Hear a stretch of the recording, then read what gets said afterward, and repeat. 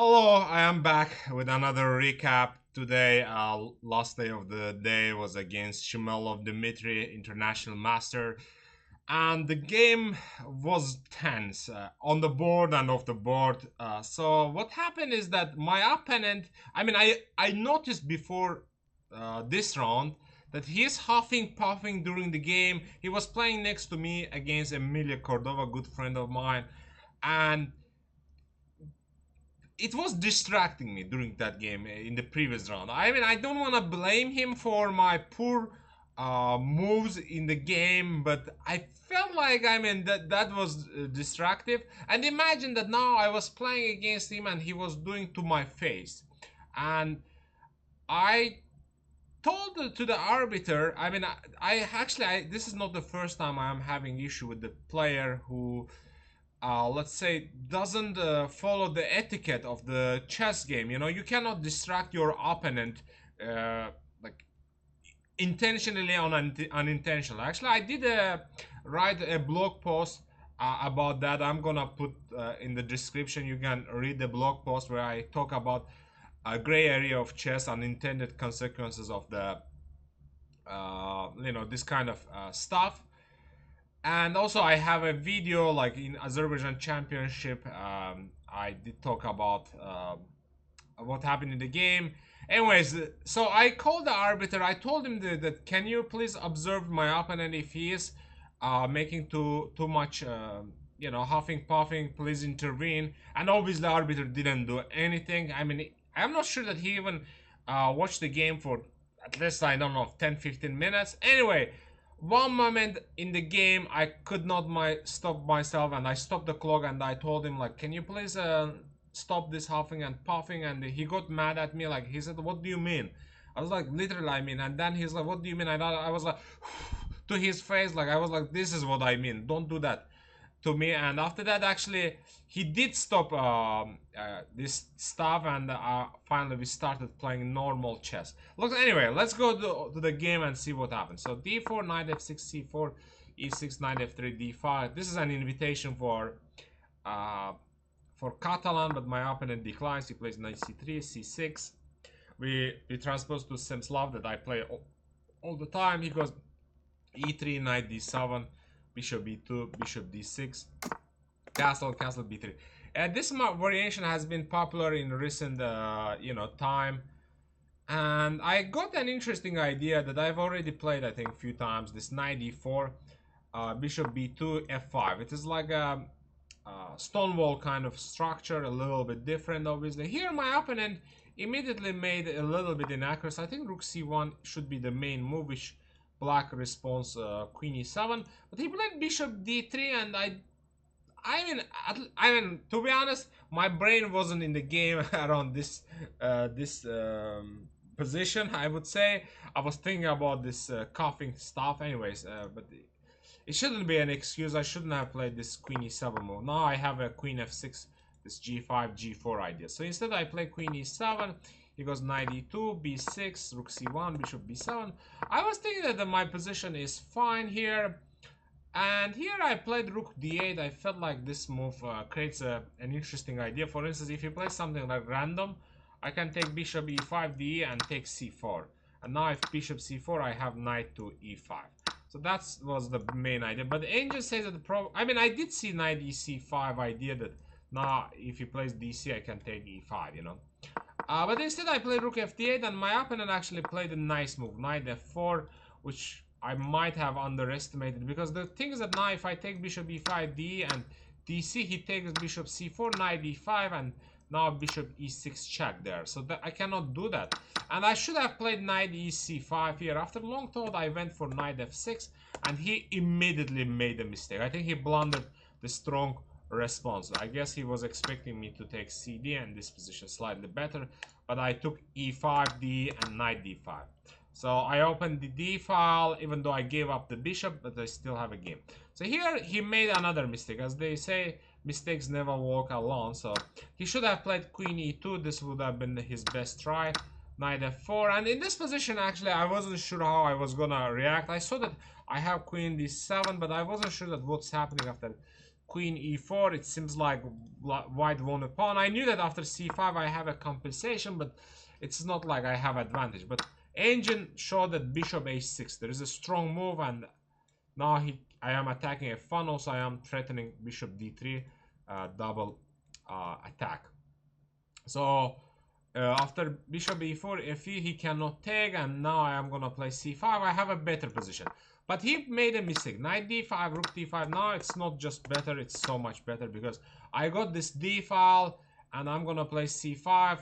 His bishop is bad, so I have a huge, +1 advantage. He goes h3, c5, rook c1. I play rook d3, a5. So I stopped his potential b4, rook c7. He plays bishop c3.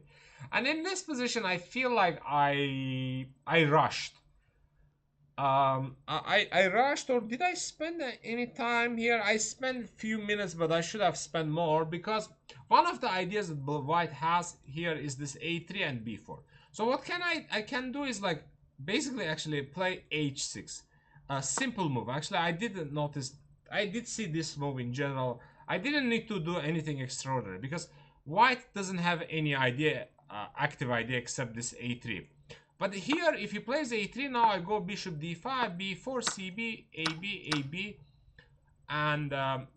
and then I win a pawn. So this idea is not good. And how he is gonna play here, I am not sure. Like, anyway, I should have played h6, maybe then some other move. Slow approach. But instead I played queen f7 and he played a3. And in this position I realized that, that was a bad idea. Now queen e7 doesn't make sense because he goes here, cb, and after, even here, bishop b4. The problem is that now my bishop is misplaced, e6 also hanging, so this position is losing. Anyway, so here I spend most of my time. I should have done it before. h5, queen h4, and rook c8.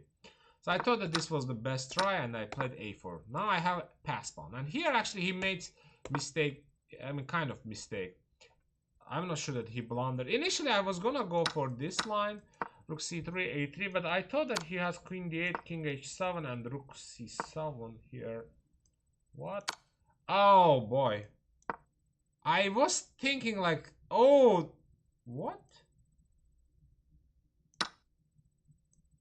ed. Oh, a2, it's winning. I was actually thinking like some ideas could be possible here, but here also he has bishop b6.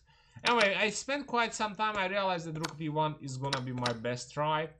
He takes b6, I push a3. Even though I sacrificed the pawn, my pawn is much stronger than his. And here he should have played b5. Instead he went bishop d4, which allowed me to play bishop a6 here. Oh, sorry, I missed bishop a6, but there was an incredible move. Didn't cross my, it crossed my mind. The idea crossed my mind that if I can play g5 and h4 would be amazing, but I was only thinking to play queen f5 and then g5, which is not as effective. But there was this incredible move, king h7. The idea is that if he plays b5, I go king h6. Next move g5 and h4. It would be amazing if I found this idea. But I played bishop a6. I wanted to stop his b5 move. He goes bishop a1. I go bishop d3. He goes b5, ab. And in this position, he made this move that I was shocked. Like, he should have played rook to d8. Rook d8, and here I had initially I thought that I had this queen g6, king g6, and this position I should be having winning chances, but then I realized that after queen g6 he has rook h8. But I was gonna play here bishop to e8, but the angel says after king h2 position is equal. Basically I cannot do anything. So here he plays queen d8, and I was so shocked and so happy. I didn't know what to do. I guess I wasn't sure that this position was winning with a pawn, so I kept the queens on the board. He played rook d2, rook c1, and I played rook c7. He played rook d2. Apparently here he should have played queen d2. rook d2, and I played bishop d3. And here he made another mistake, bishop d4. Apparently there was rook a2, which I did not really consider much, because I thought here I have queen f5, and if he plays rook a3, I have this nice idea. But Angel says here white has a very strong queen h4 move, and position is close to equality. But instead he plays bishop d4, allows me rook h4, king h2, and in this position I had 3 minutes. I immediately noticed that I can play bishop c4 and a2, and it looks like a winning position. But I forced myself to calculate, and I saw that queen g6 move. So the idea is that if he attacks my pawn, let's say with anyways, yeah, rook a2, then I play bishop to f1. If he plays g3, I have queen f5, checkmate. Idea queen h3. So here he plays the best defense, queen f8, attacks, and I play bishop f1, g3, and I play rook c7. Now I want to play rook f7, queen f5, he goes queen f4, and in this position I play king g8.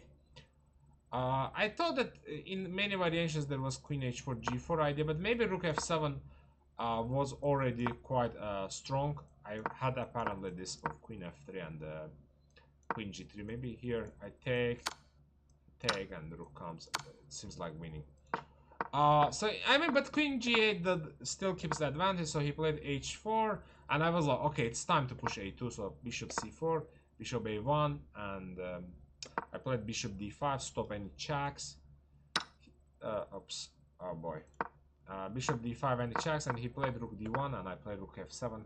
Here my opponent says I resign. He didn't give a handshake. I guess he was mad about me stopping the clock and demanding him to huffing and puffing. Honestly, I don't know. I'm getting quite mad when this kind of things happen. I'm thinking like, if you, I mean, it is a stressful game. I understand, like chess has a high stress level, but if you cannot you know, stop your feelings and don't affect your opponent, don't play the game. That's my take. Thank you very much for watching, and if you haven't subscribed, please subscribe. Hopefully no more controversial games. see you in the next recap.